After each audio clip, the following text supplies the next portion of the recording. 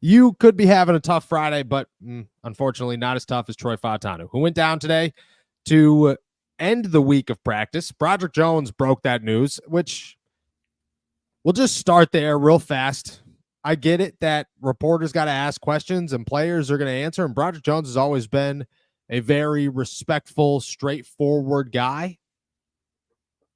Mike Tomlin's probably not happy that he leaked the Troy tweaked his something and he has to get an MRI. And this is all information that, well, the general public did not need to know, but now we do know. Troy Fautanu went down, knee injury, according to Broderick, tweaked something, will undergo an MRI. He is listed as questionable for week 3 against the LA Chargers. Not a good spot to be in. Super unfortunate. This is the second time since he joined the Steelers that he's dealing with a knee injury. I don't know if it's the same knee. I don't know if this is his MCL. I don't know if it's worse or if it's different or if it's just an aggravation of the injury that he dealt with during the preseason. But either way, very tough spot to be in if you're the Pittsburgh Steelers and rookie Troy Fautanu. I mean, we'll dive into everything that comes with this, but Troy goes down. You said it before the show, so I won't steal your spotlight on this one. What were your first thoughts?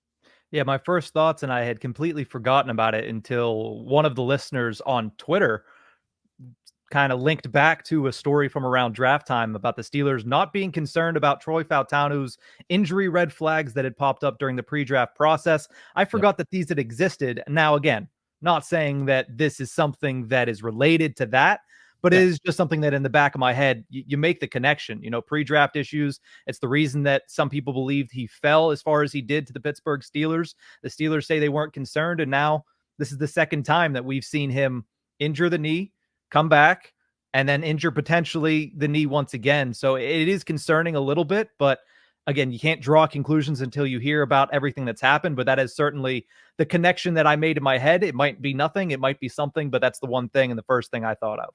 Yeah, it's not a good spot to be in. It's alarming. It's early and it's a lot. We're 3 weeks into his rookie career. He's dealing with 2 injuries, both on the knee. That is not what you're looking for in an offensive lineman, especially a guy that just cracked the starting lineup. The Steelers have super high hopes for him. I mean, he just beat out your 14th pick in the draft a year ago in 2 weeks, really a week. It took him 1 week to become the starter for the Pittsburgh Steelers.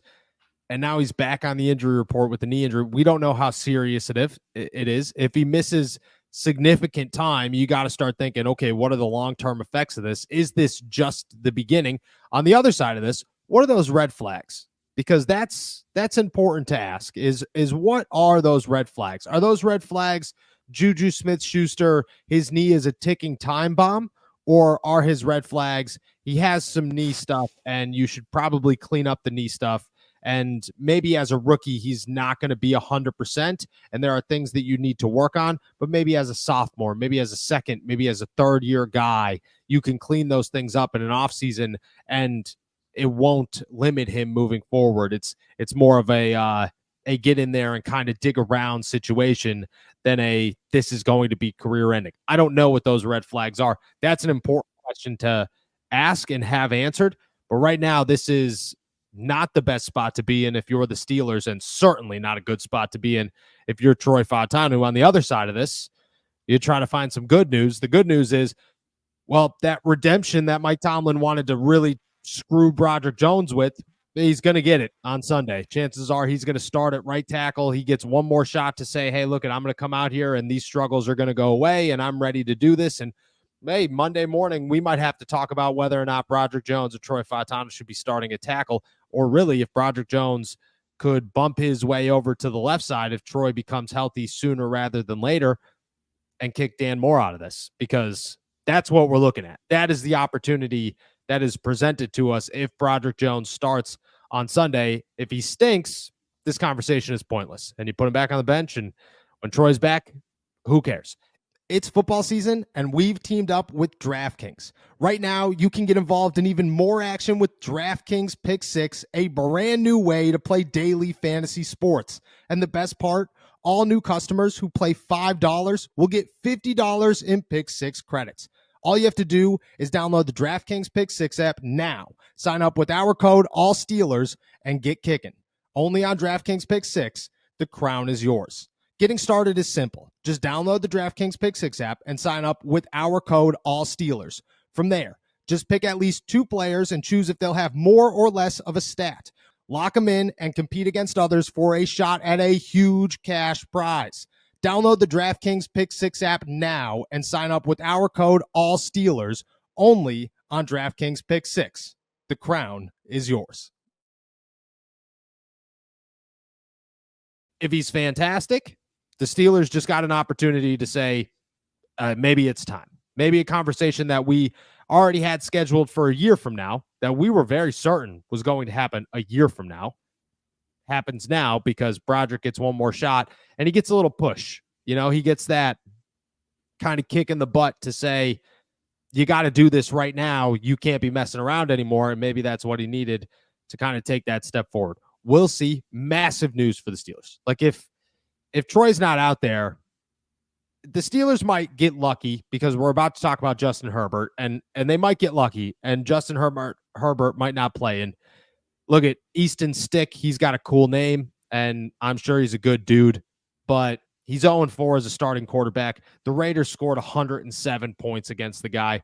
It's not a name that you're concerned about. It's not a name that you're going to predict the Chargers come in here and beat the undefeated Steelers and TJ Watt and Easton Stick puts up the best performance of the year thus far against the number 1 defense in football. I just don't think that's going to happen. So the Steelers could get very lucky. If they don't, they better hope that Broderick Jones comes out here and puts on a show because you're losing a massive piece. I will say of all injuries, though, losing your rookie right tackle to where your second-year first-round pick right tackle could step in, as good as it gets where we sit right here. You have any final thoughts on Troy Fautanu? Yeah, it is obviously very unfortunate, especially because of how good we saw him perform in Denver. And it seemed to be like, okay, he's put that injury past him from preseason, and now they can go and they have something at right tackle that is good, but the injury issues just continue to persist, especially on the offensive line, which is unfortunate because we saw how much Omar Khan zeroed in on the offensive line. I mean, 3 draft picks in the NFL draft, not to mention, you know, kind of restructuring everything from this offensive line and hoping that they can build from there outward. And the fact that they've, you know, had injuries with Herbert being out long-term, with Fumagalli missing the beginning of the season, with, you know, Dylan Cook, who's also, that's a big factor in this, is that they don't have Dylan Cook, who was essentially their swing tackle coming into the season, which him going down forced Broderick into technically falling into the swing tackle position. To lose Fautanu on top of all of that again is huge. So hopefully it's something minor. I mean, even if he misses Sunday, you're hoping that it's something that he can bounce back from next week, but it is a huge blow either way for the Steelers to lose him again. Yeah, I didn't even think about the Dylan Cook aspect of this. You look at the Steelers, right? This is, we're getting it. We joked about this 2 weeks ago, how the Pittsburgh Steelers were going to not only use Spencer Anderson as the starting left guard, potential backup center, but also swing guard or swing tackle.